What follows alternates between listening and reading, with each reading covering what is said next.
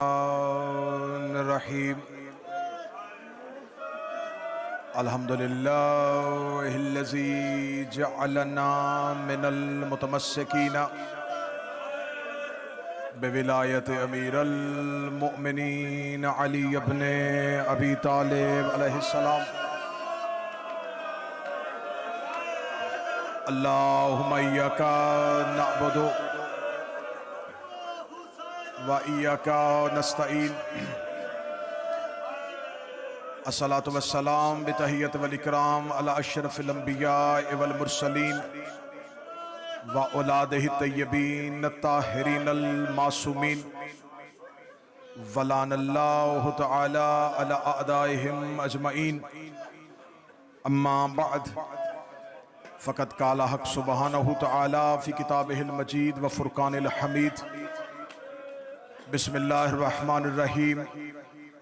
या अय्युहल्लज़ीना आमनू इत्तक़ुल्लाह व कूनू मअस्सादिकीन। बुलंदतर सलवात।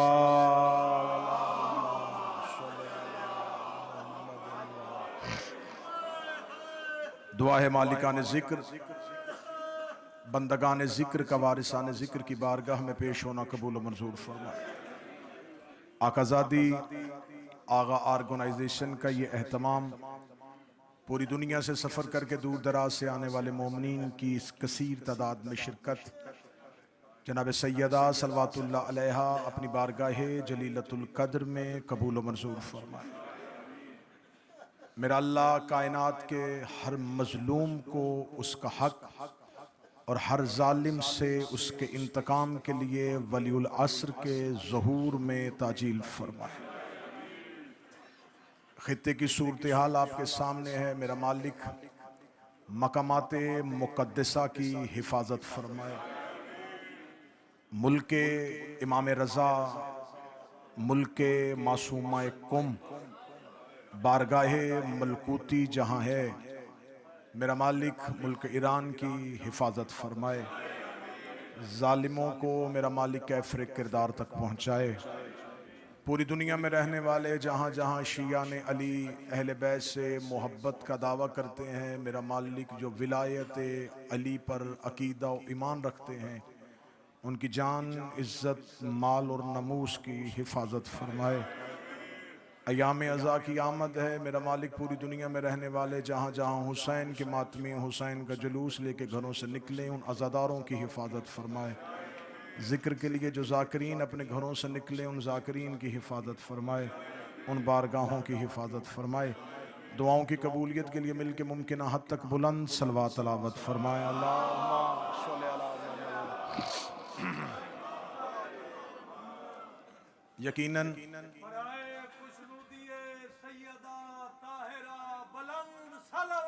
अल्लाहुम्मा सल्लि अला मुहम्मद।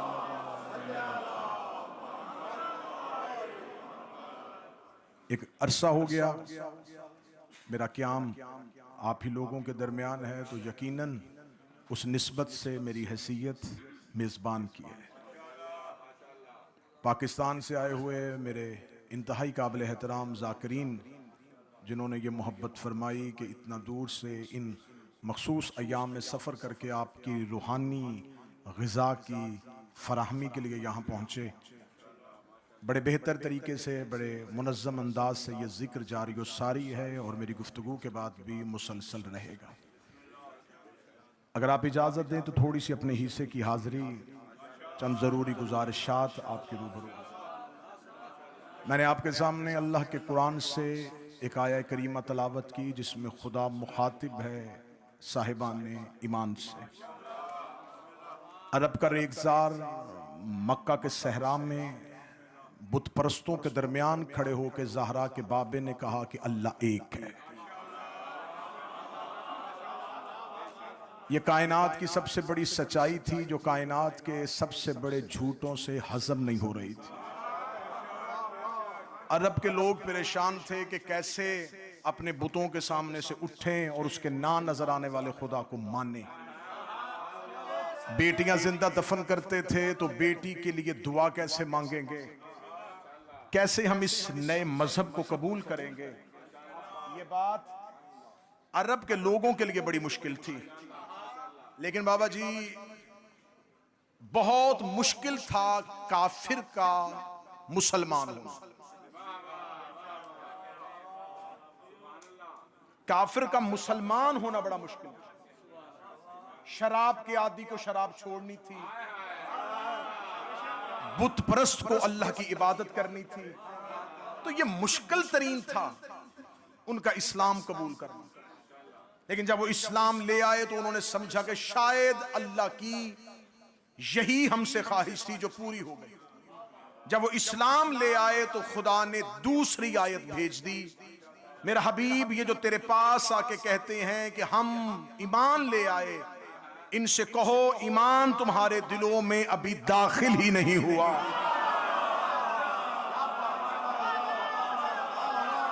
ईमान आपके दिलों में अभी दाखिल नहीं हो। तमहीद सुनिएगा सर, बड़ी इंतहाई अहम, और आप गुफ्तगू के इख्तिताम में ये जरूर सोचेंगे कि ये इस दौर के लिए बड़ी अहम गुफ्तगू थी जो आपके सामने की गई। ईमान तुम्हारे दिलों में दाखिल नहीं हुआ, तुम इस्लाम लाए हो, ईमान नहीं लाए। अब मुश्किल तरीन काम था उन्हीं काफिरों का इस्लाम के बाद ईमान लाना। सुल्तानी साहब, इस्लाम के बाद ईमान ले आना उनके लिए बहुत मुश्किल था। उन्होंने ये मुश्किल मरहला भी तय कर लिया। अब उन्होंने कहा शायद अब अल्लाह हमसे राजी हो गया, अब खुदा हमसे कुछ नहीं मांगेगा।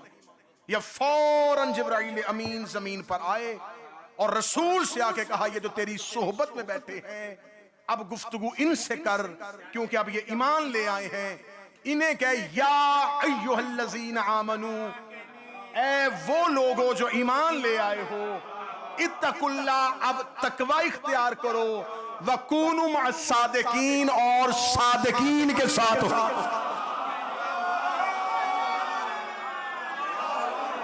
अब तुमने इस्लाम भी ले आए हो, ईमान भी ले आए हो, लेकिन ये मेरी तुमसे ख्वाहिश नहीं थी, अल्लाह का मुतालिबा तुमसे ईमान तक नहीं था, अब तकवा भी इख्तियार करना है। फिर उसके बाद तुमने सादिक के साथ नहीं, सादिकीन के साथ हो। अब यहां पर सीगा है कसरत का। इसका मतलब है जिस लम्हे रसूल ये आयत पढ़ रहे थे उस लम्हे सिर्फ अकेला रसूल सादिक नहीं था,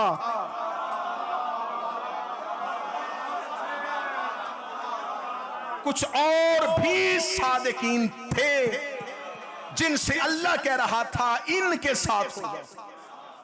अब इसका मतलब है कि सादिकीन दौरे रसूल में मौजूद थे। अब हमारे पास शिया सुन्नी में नहीं, अरब के काफिर भी मेरे नबी को सादिक कहते थे। इस्लाम और कुफ्र के दरमियान मुत्तफिका फैसला है कि रसूल अल्लाह सादिक है। यह सिर्फ मुसलमान के फिरकों के दरमियान नहीं, काफिरों ने भी तस्लीम किया है कि हसनैन का नाना सादिक है। अब हमने ढूंढने हैं सादिकीन। अब अल्लाह ने हमें म्यार दे दिया है मुस्तफा को, जैसा ये सादिक है इस जैसे और भी सादिक हैं। अब यहां पे आके झगड़ा नहीं हुआ, झगड़ा रसूल की सदाकत पे नहीं, झगड़ा है उम्मत में सादिकीन में से। अब ये तो बंदा समझ सकता है कि ये शख्स कितना बड़ा आलिम है, उसे लड़ता दे के फैसला कर सकता है कि ये कितना बड़ा बहादुर है, उसकी गुफ्तगू से अंदाजा कर सकता है ये कितना अक्लमंद और दानिशवर है। ये कैसे पता चलेगा कि कौन कितना सादिक है? क्योंकि हर दौर के झूठे ने भी अपने सच्चे होने का दावा किया।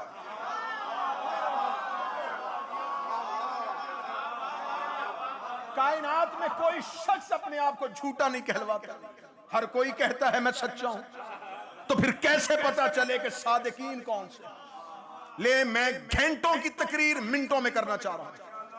इस्लाम में एक जंग ऐसी हुई है जो ताकत की बुनियाद पे नहीं हुई, सदाकत की बुनियाद पे।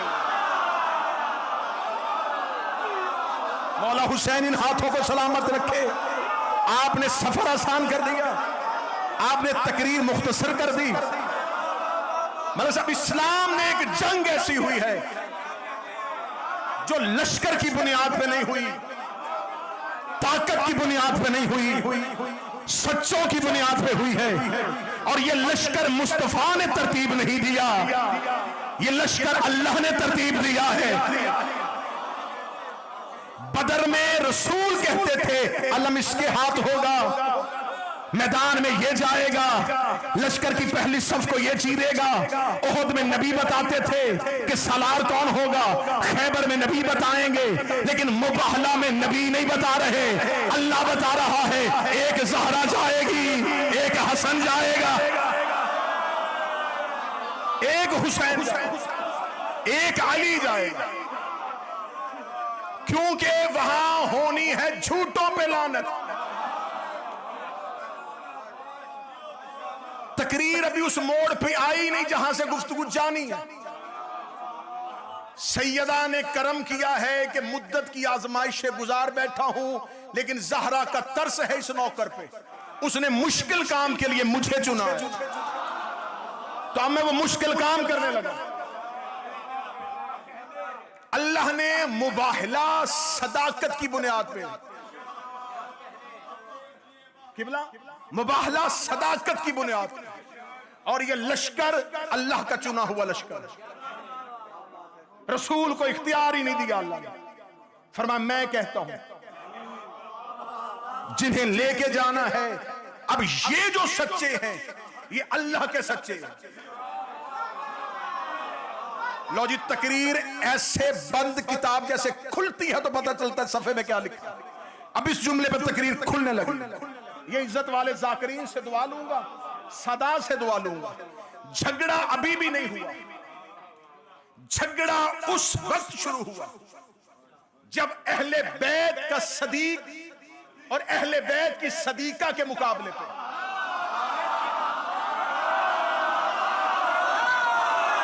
बोले वो हाथ जो ज़हरा के हक पे बोलना चाहता।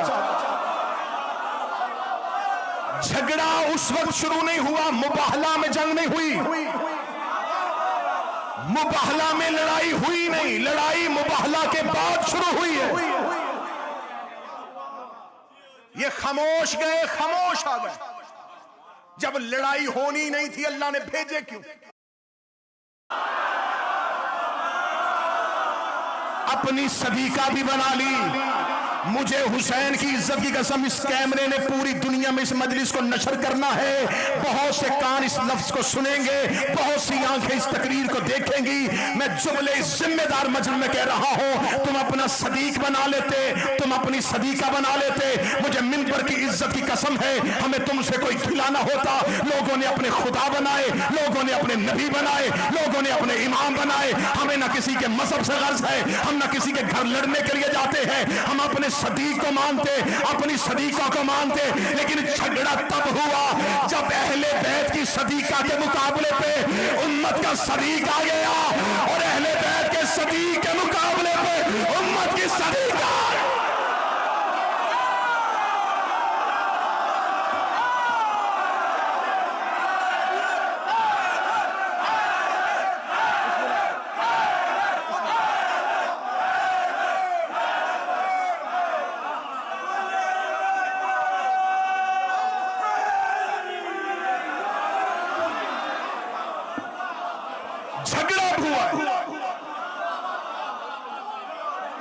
अहले बैत की सदीका, उम्मत का सदीक,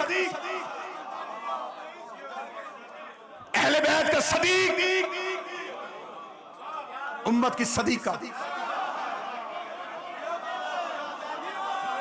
अब यहां से किसी एक को वापस जाना है।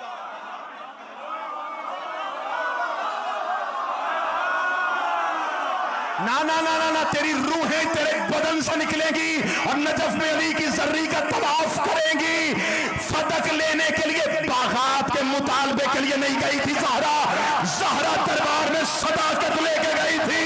अली जमल में कसास देने नहीं गया था, अली जमल में सदाकत लेके गया।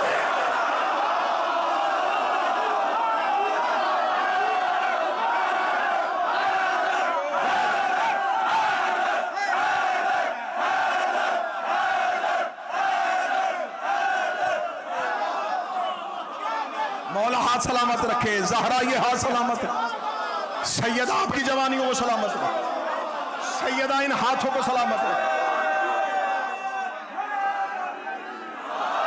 बहस खत्म।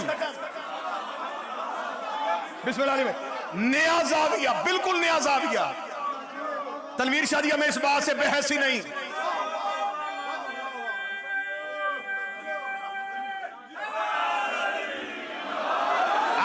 शिया सुन्नी झगड़े खत्म करो। मेरा पैगाम है हर सुन्नी को, और मैं मिंबर पे हाथ रख के कह रहा हूं, करबला में हुसैन और अब्बास की दहलीज पे मांगा ये है, इस तकरीर के बाद बंदा या काफिर होगा या मोमन होगा,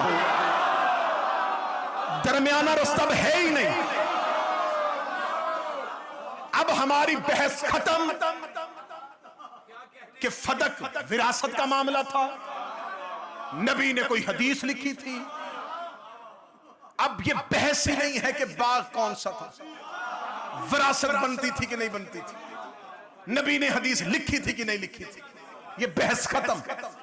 बहस ये है कुरान की सदी का।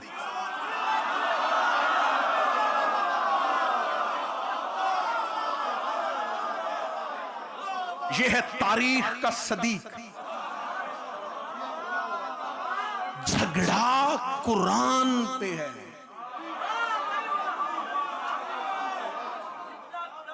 लो जुमला मैं धीमा कहूंगा लेकिन इसका नतीजा बड़ा ऊंचा है। पीर अहमद शादी फदक विरासत का मसला नहीं था, जमल खिलाफत का मसला नहीं था, फदक भी सदाकत का मसला था।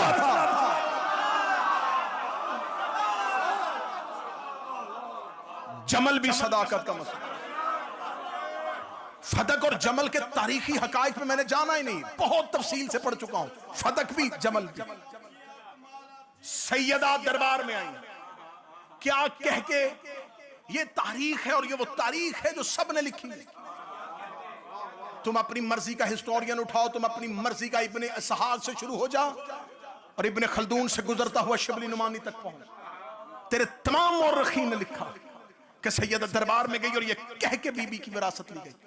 मैं फजाइल पढ़ रहा, ये कह के ले लिया गया, ये उम्मत का हक है, क्योंकि नबी तो छोड़ के जाते वो सदका लिखे। ये कैमरा दूसरा सवाल और फैलाए दुनिया में। अगर फदक उम्मत का हक था तो सदका तकसीम क्यों नहीं हुआ?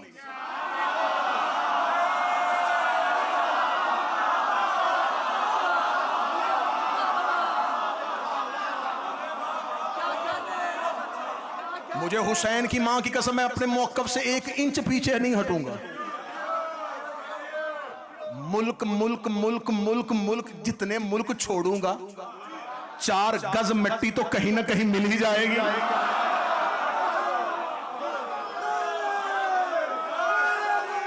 मैं अब यहां पर ये कह के लिया गया कि सदका है, सदका तकसीम क्यों नहीं हुआ? पहली खिलाफत में हुकूमत के तसर्रुफ में, ठीक है मैं कितना, दूसरी खिलाफत में हुकूमत के तसर्रुफ में, तीसरी खिलाफत में मरवान बिन हकम के पास चला गया। सुनिए सुनिए, तारीखी हकाइक है, इसे कोई सुन्नी मौलवी झुटलाएगा नहीं। मरवान बिन हकम की तसर्रुफ में चला गया। इसकी कितनी आमदन थी, इस प्रॉपर्टी से हुकूमत को क्या क्या मिलता रहा, मुझे इस पे बात नहीं करनी। मुझे इससे अगला एक अहम और नुक्ता उठाना है। ये तारीख इस्लाम की पहली खिलाफत से लेकर तीसरी खिलाफत तक वो आमदनी है कि जो आमदन हुई है, खर्चा नहीं हुआ।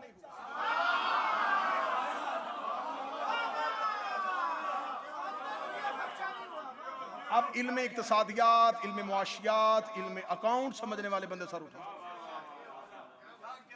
40 लाख दिनार आता था, 4 लाख आता था, 4000 लाख आता था। इस आमदन का ये इनकम इस्लाम की नजर आती है, एक्सपेंस नजर नहीं आता। अकाउंट समझने वाला जब लेजर बनाता है तो आखिर में लिखता है ये आया है, ये गया है। मुअर्रिख हमें बताए कि फदक का माल जो सैयदों से लिया गया था, उम्मत के इस्तेमाल में कहां आया? तारीख गूंगी हो गई, मुअर्रिख खामोश हो गया। लेकिन हकायक कभी भी छुपेंगे नहीं। मुझे एक जगह से ये सारी आमदन इकट्ठी मिल गई है।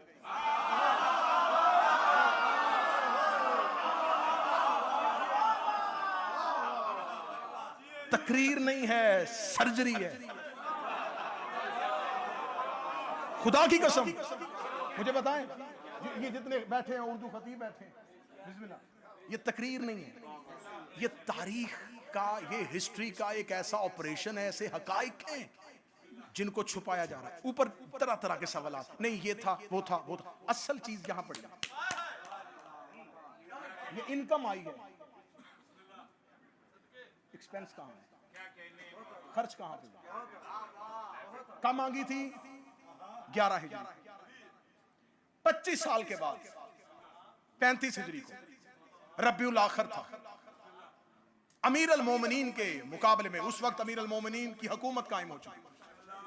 एक लश्कर मदीना से निकला, वो मक्का आया, मक्का से वो बसरा पहुंचा, बसरा से रसूल की एक जौजा ने उस लश्कर की क़ियादत की।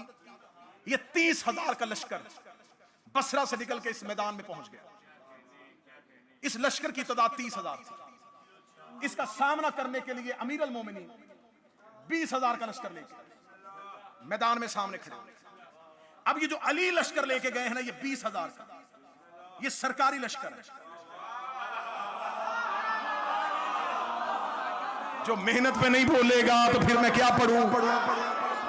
ये लश्कर सरकारी लश्कर, ये फौज सरकारी फौज, क्योंकि अली गवर्नमेंट में, अली की हुकूमत है।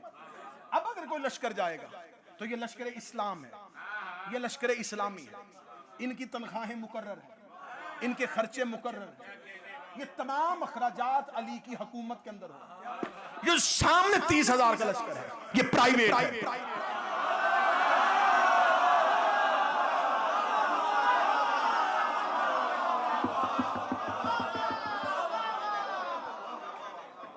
ये किसी हुकूमत की जानब से नहीं आया।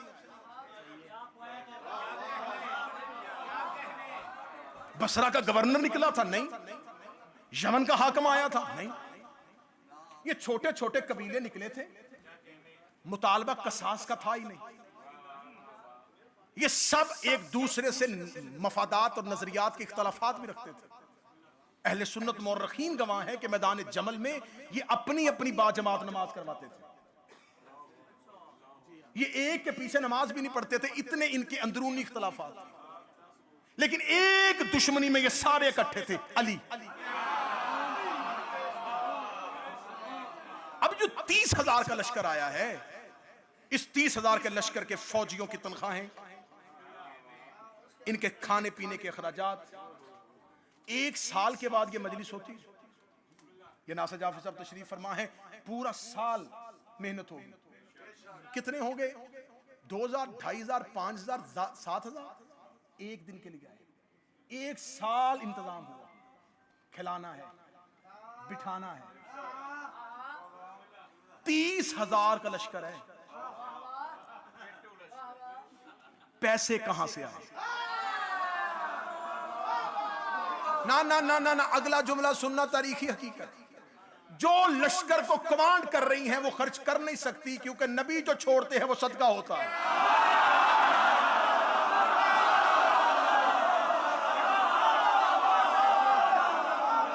विरासत तो तकसीम हुई नहीं। भाई प्रॉपर्टी तो नबी की थी ही नहीं ना, वो तो उम्मत की थी। जो नबी छोड़ के गए थे वो तो माल तकसीम ही नहीं हुआ। अच्छा, अगर वो तकसीम हो भी गया था तो फिर जौजा का हिस्सा 8वां और 9 बीवियां उस वक्त जिंदा मौजूद हैं। 8वां हिस्सा 9 में तकसीम होगा। एक्सपेंस इसमें भी पूरे नहीं हो रहे।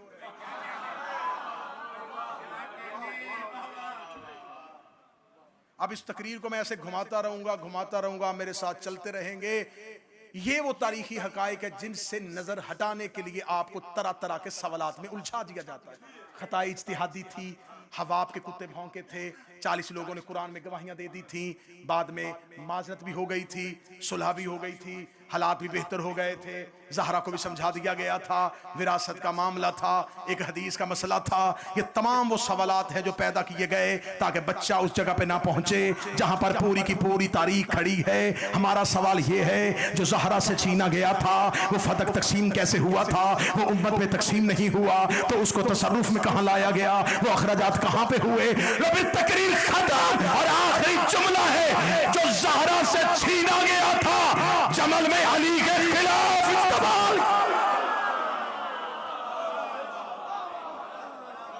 ये जमल में आया है।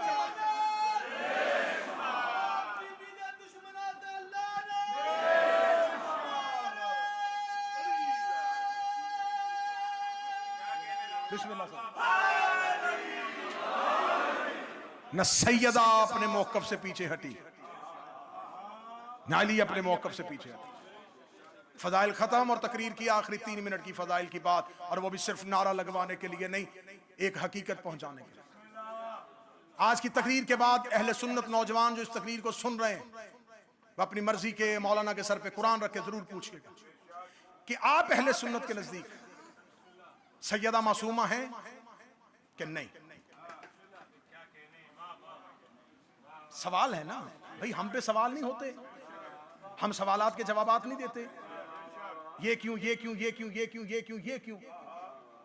एक सवाल हम पैदा कर रहे हैं, सैयदा मासूमा है या नहीं? अगर मौलाना कहे कि नहीं, उसके सामने फौरन मेरा अहले सुन्नत भाई जो इस तकरीर को सुन रहा है, उसके सामने फौरन इन्नमा युरीदुल्लाह की आयत पढ़ना और उसे कहना बन्नसे कुरान इस्मत ज़हरा साबत। ठीक? वो कहेगा हाँ हाँ हाँ हाँ ज़हरा मासूमा है। उसे कहना मासूम की तारीफ क्या है? मैं फिकही इस्तिलाह में नहीं आऊंगा, मैं कोई मुश्किल कोई भी इस्तिलाहात इस्तेमाल नहीं करता, मैं आसान कर देता। मासूम उसे कहते हैं जिससे कभी पूरी जिंदगी में कोई खता सरजद ना हो। तकरीर खत्म हो चुकी है मुझे। अगर इसको थोड़ा सा मैं मुश्किल करूं तो फिर ये बनेगा जिससे कोई वाजिब तर्क ना हो, उसे मासूम। और ज़हरा की इस्मत के मामले में सही बुखारी में एक नबी की ज़ौजा की गवाही मौजूद है। जब उससे पूछा गया था कि ज़हरा कितनी पाक है, उसने कहा इतनी पाक है कि जोहर के बाद हसन जैसा इमाम आया था और ये असर के लिए मुसल्ले पे दोबारा आ गई थी।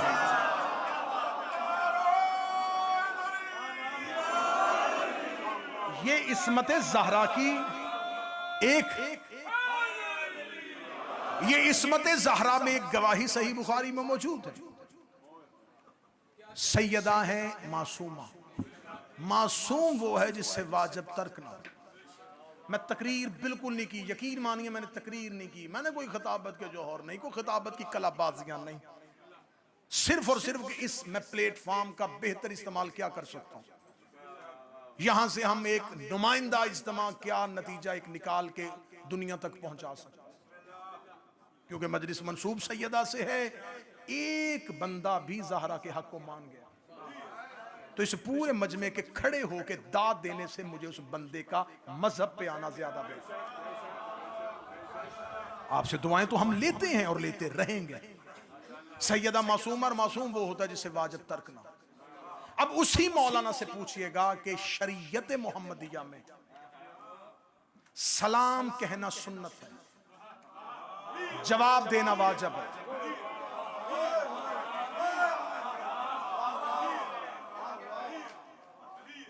सलाम कहना सुन्नत है, किबला तशरीफ फरमा, जवाब देना वाजिब। मजहब जाफरिया भी कहता है कि हत्ता कि तुम हालत नमाज में भी हो और तुम्हारे कान में सलाम की आवाज आ जाए, किरात नमाज को रोको, जवाब दो, क्योंकि वाजिब में वाजिब आ जाए तो किसी वाजिब में कोई फर्क नहीं आता। इसका मतलब है सलाम कहना सुन्नत है, जवाब देना वाजिब है। सलाम कहना सुन्नत है, जवाब देना वाजिब है। दो फैसले मेरा सुन्नी बेटा तेरे मजहब के मौलवियों ने कर दिए हैं कि ज़हरा मासूमा है, और दूसरा कह दिया है कि सलाम कहना सुन्नत है, जवाब देना वाजिब है। जब तेरे उलमा और मौलाना ये दोनों बातें मान लें, उसकी मस्जिद की लाइब्रेरी में जाना, वहां से सही बुखारी उठाना, रेफरेंस में तुझे दे देता हूं, किताब खुद उठा के मौलाना के आगे करना कि सही बुखारी में लिखा है कि कुछ लोग ज़हरा के पास गए थे, उन्होंने सलाम किया था और ज़हरा ने जवाब नहीं दिया था। अब दो बातों में से एक बात है, या ज़हरा मासूमा नहीं है या बंदे मुसलमान है।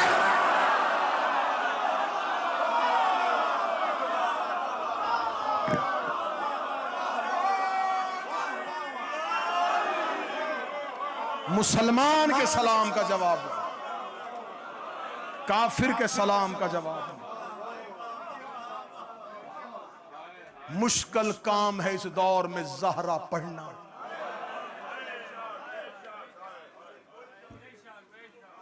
हर कोई आसानियों में रहना चाहता है, हर कोई सुकून की नींद सोना चाहता है। कौन है जो कहे कि मैं एक लम्हे का खतरा अपने गले ले लूं? कौन है ये कहेगा कि मैं अपनी जिंदगी अजीरन कर दूं, मैं अपना सुख बर्बाद कर लूं? नहीं, बट ठीक है, जैसे चलता है वैसे चलने दो। तुम चलाते जाओगे, वो पर्दे में रोता जाएगा।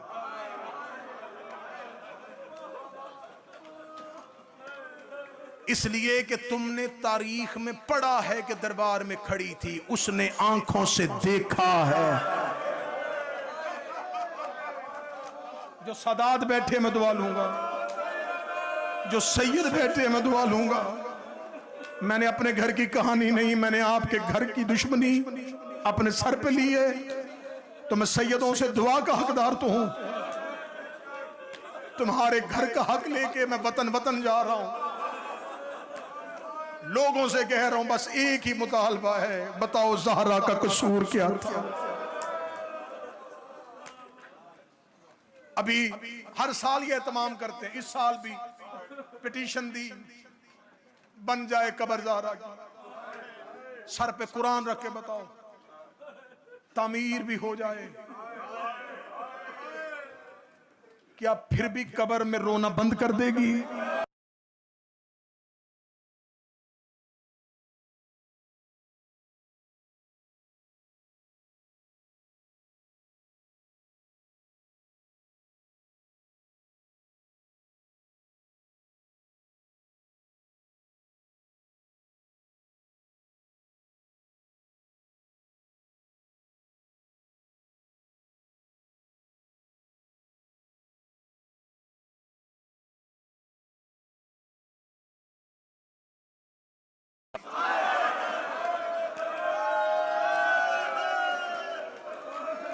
आज तक ज़हरा के जख्म नहीं पढ़े गए,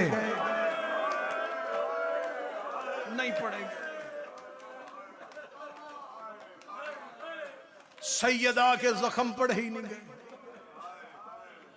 क्योंकि हरफे आखिर की हैसियत से जनाब लेके करबला आ गया। ना ना ना ना, ना हाथ प्यारा ना करना, उम्मत ने जहरा के दुख छुपा दिए थे, हुसैन सकीना लेके करबला आ गए। उम्मत के जो अरमान रह गए थे वो सकीना के रुखसारों पे पूरे हो गए। अब तेरी चीख मुझे चाहिए, इतनी जख्मी थी जितनी शाम में सकीना जख्मी।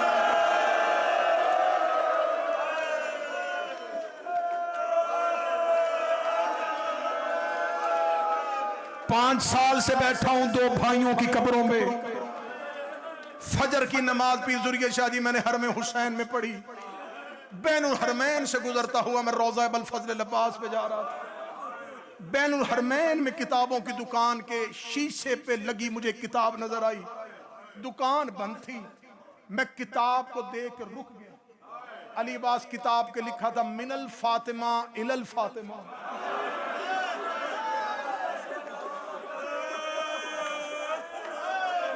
एक फातिमा से फातिमा तक। बाबा जी मैं जितनी देर रहा मेरा दिल बड़ा बेचैन रहा। खुले दुकान, मैं जाके ये किताब खोलूं, इसका टाइटल इतना दर्दनाक है, इसमें लिखा क्या होगा, इसमें कहानी क्या होगी। दुकान खुली, मैं पहुंचा, मैंने जल्दी से किताब उठाई, मैंने किताब खोली। अभी मुझे अंदर जाने की जरूरत न पड़ी। किताब के टाइटल पे लिखा था ये किताब 2 शहजादियों के तज़किरे पर है। एक है फातिमा बिनते मोहम्मद, एक है फातिमा बिनतल हुसैन।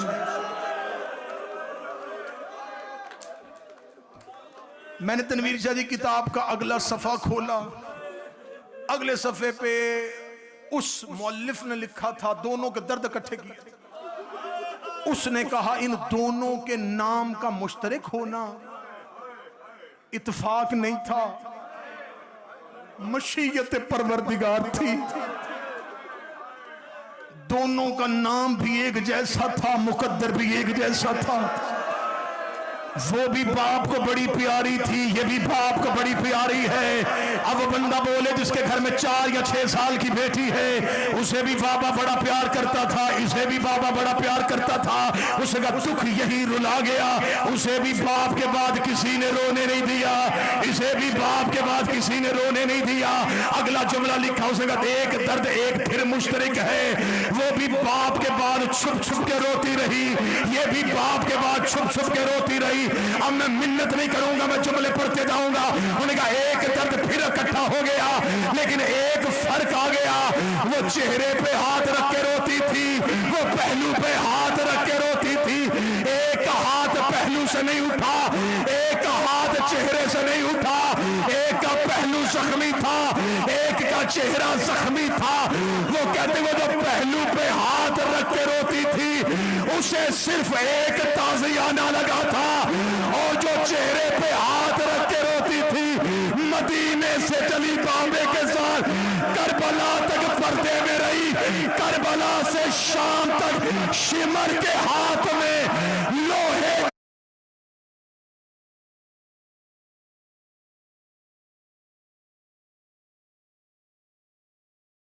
कान पे हाथ रखा। लेकिन मैं नहीं छुपाऊंगा न हुसैन की मां के जख्म, न हुसैन की बेटी के जख्म। पीर सुर्गे शादी 2 दर्द पड़ते हैं जाकरीन।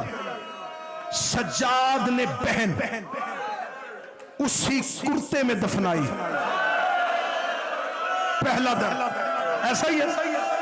दूसरा दर्द सज्जाद ने बहन के हाथ की रस्सियां नहीं खोली। सुनो सुनो सुनो सुनो, वजह इमरान शादी क्या? पहला दर्द कहते इसलिए सज्जाद ने कुर्ते में दफनाई। गरीब था, कफन नहीं था। ना तौहीन कर मेरे मौला की, जिसके बाप के कुर्ते जन्नत से आते हो। वो इशारा करता जन्नत से कफन आता। सज्जाद हुक्म करता हवा चादर देती, मरियम अपना बुर्का दे देती। मैं खोल के पढ़ूंगा सैयद मर जाएंगे। मैं तुम्हें बताता हूं क्यों कुर्ते में दफनाई है। और जंजीर के मातमियों, तुम 10 मुहर्रम को पुरसा करके घरों को आते हो, तुम्हारी बहनें तुम्हारे जख्म साफ करती हैं। माँ कहती है इसकी कमीज आहिस्ता उतारना, इसकी कमीज इसके जख्मों में फंस गई है। और तू 1 घंटे के लिए वो कुर्ता नहीं पहनता। सकीना पूरा सा हौसला हौसला हौसला, बैठो बैठो बैठो, आधा मिनट आधा मिनट आधा मिनट, बैठो बैठना बैठना बैठना। तुम्हें गरीब ज़हरा का वास्ता, गरीब ज़हरा का वास्ता, ना ना ना ना ना ना, मेरा मकसद मजलिस बनाना नहीं, हुसैन की मां की कसम, मेरा मकसद मजलिस बनाना नहीं कि तुम उठो और मैं चला जाऊं ना, मेरा मकसद है तुम तक दर्द पहुंचाना। मातमी कमीज जख्मों में रखी, मां कहती आहिस्ता उतारना। तूने पुरसे के बाद फौरन पहन ली थी, कमीज जख्मों के साथ रुक गई है। तू 4 घंटे बाद घर आए, तेरे जख्म तेरा लिबास नहीं छोड़ते। पूरा साल शाम की गलियों में सकीना ताज़िया है।